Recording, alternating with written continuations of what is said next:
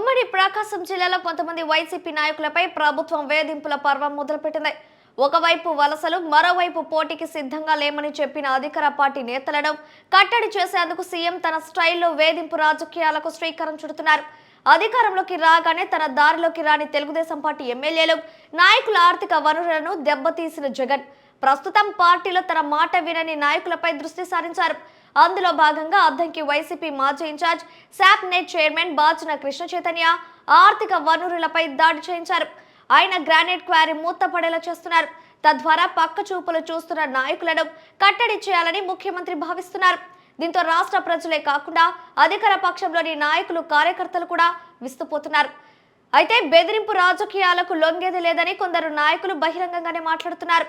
4.5 సంవత్సరాల పాటు అద్దంకి వైసీపీ ఇన్ఛార్జిగా ఉన్న బాచిన కృష్ణ చైతన్యను పక్కన పెట్టి టీటీడీ మాజీ చైర్మన్, వైసీపీ సీనియర్ నేత వైవి సుబ్బారెడ్డి వ్యాపార భాగస్వామి పి హనుమిరెడ్డిని రంగంలోకి దించారు. దీంతో బాచిన కృష్ణ చైతన్య అనుచరులు ప్రత్యామ్నాయం వైపు దృష్టి సారించారు. 2-3 రోజుల నుండి మాజీ శాసనసభ్యులు బాచిన చెంచుగరిటయ్య, ఆయన తనయుడు బాచిన కృష్ణ చైతన్యలు తెలుగుదేశం పార్టీలో చేరుతున్నట్లు ప్రచారం రూపుదిద్దుకుంది. కానీ అందులో నిజమెంతో పూర్తిగా తెలియదు. ప్రచారం జరిగిన విషయాన్ని ప్రభుత్వం గుర్తించి ఎలాగైనా సరే ఆర్థిక వనరులపై దాడి చేస్తే పార్టీ మారే అవకాశాలు ఉండవని బాచిన కృష్ణ చైతన్య క్వారీలపై మెరుపు దాడులు నిర్వహించారు. సంతమాగులూరు మండలంలోని రెడ్డి సామాజిక వర్గం నాయకులు టీడీపీలో చేరేందుకు అద్దంకి శాసనసభ్యులు గొట్టిపట్టి రవికుమార్ ను కలిశారు. దీంతో వైసీపీ అధిష్టానం షాకుకు గురైంది. వెంటనే తాడేపల్లి ప్యాలెస్ నుండి ఇండోర్లో ఉన్న మైనింగ్ శాఖ డీఎంజీకి ఆదేశాలు అందాయి. వెంటనే ఆయన రంగంలోకి జిల్లా అధికారులకు సమాచారం అందించారు. తెల్లవారక ముందే బలికురువ మండలం మల్లయ్యపాలెం వద్ద ఉన్న బాచిన కృష్ణ చైతన్యకు చెందిన గ్రానైట్ అండ్ క్రషర్స్ క్వారీలో మైనింగ్ శాఖ అధికారులు తనిఖీలు ప్రారంభించారు. అణువు నిశితంగా పరిశీలించి అనాధికారికంగా క్వారీ మూత పడుతుంది అన్న సంకేతాలు ఇచ్చి వెళ్ళిపోయారు. కనీసం ఎలాంటి నోటీసులు కూడా ఇవ్వకుండా సాయంత్రానికి గ్రానైట్ రాయి విక్రయ అనుమతులను నిలిపివేశారు. సుమారు 7 మాసాల క్రితం ప్రారంభమైన ఈ క్వారీలో మార్కెట్ సంక్షోభం వలన వ్యాపారం జరగలేదు. తాజాగా దేశీయ మార్కెట్లో స్టీల్ గ్రానైట్ కు డిమాండ్ రావడంతో రోజుకు 30 మీటర్లు విక్రయిస్తున్నారు. తద్వారా రోజుకు 5.40 లక్షల రూపాయలు ఆదాయం వస్తుంది. రానున్న 3 నెలలు మార్కెట్ బాగుంటుందని అంచనాకు వచ్చారు. ఈ నేపథ్యంలో గ్రానైట్ రాయి విక్రయాలకు రోజువారీ ఇచ్చే పర్మిట్లను నిలిపివేశారు. గ్రానైట్ క్వారీ మూతపడే దిశగా చర్యలు తీసుకున్నందుకు ఆగా మేఘాలపై ఫైళ్లు కదులుతున్నాయి.